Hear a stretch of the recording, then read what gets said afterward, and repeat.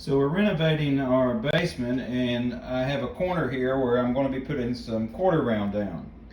And I'm going to show you guys how we use old geometry class to make an end stop to quarter round that looks so much better. So stay tuned. Alright, so anytime you're doing quarter round, when you meet in corners, you're always using 45-degree angles, because, you know, back to the old concept in geometry of a right triangle, corners make a right triangle right there, and if you split it in half, each side is 45.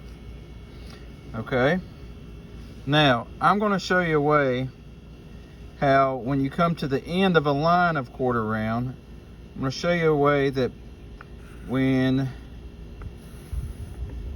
your quarter round ends like this, I'm going to show you how to put a matching piece that goes on it like this, but because the quarter round is rounded, it's going to round off and give it such a better look than just when somebody cuts and ends quarter round at a like a 15-degree angle and just stop it like that. This looks so much better.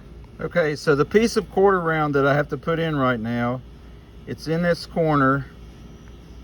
The corner is going like this. This piece is the one I'm going to be installing with the end piece here. Okay, it's 32.5 inches from this corner to the edge where I want it to stop.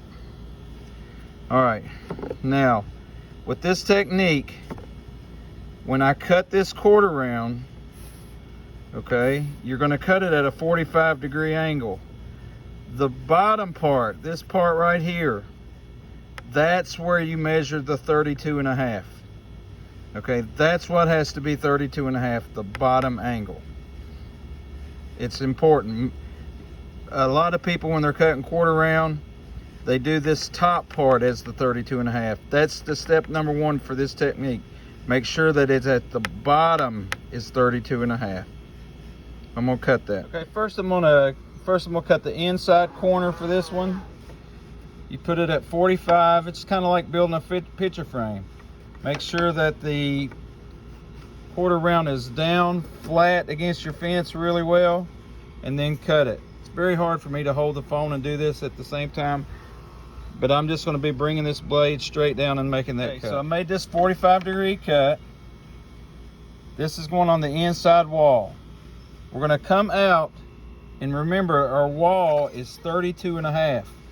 I'm going to mark 32.5 from that inside cut right there, and then transfer that cut to be at the bottom of the 45-degree angle. All right, I measured 32.5 from this tip right here. I measured down 32.5 to here, but I don't want the 45-degree to cut to start here. I want it to end here. So I'm going to transfer that to the bottom, and then when I cut this 45, because it's for this technique, you're going to cut it at the exact same angle as this one. Okay, so I want that at the bottom. My saw has a shadow thing. See how that line goes down and it's cutting it right there? So I'm going to make that cut. Okay. All right, so I have this piece of quarter round. It's cut 45 here, cut at 45 here, and from the bottom corner to the top corner, the length of that is 32.5 inches. Now, because I created this 45-degree angle right here, if you think of a right triangle, that's coming down, it has a negative slope. Okay, it's coming down as we move left to right, it's negative. If I make a positive slope with the right triangle, it's going to match up with that angle perfectly. Let me make that, and then I'll show you what you do. So I've changed my saw back over to 45 the opposite way, and I'm creating that. Excuse me, I'm trying to do this and hold this camera at the same time. I'm creating a positive 45 right here. Okay, so that's what I'm going to do. So see how I've created that positive 45 here? Now here comes the trick to doing this whole thing. I got to picture this being a right triangle from that top corner right there. So I'm going to cut this off straight down through here like that and make that right triangle. And then watch what happens with that piece.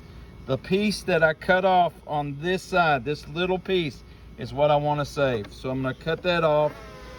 I'm going to move my thing back to straight, and then I'm going to cut straight down from that corner, and watch what happens with this piece. So look, I made that cut right there. This little triangle that I created, this right triangle, that's what we're saving. We have a positive slope that's going to go with a negative, and watch what happens when we do it. So when I put the positive and the negative slope together, well, look how it fits just like a puzzle.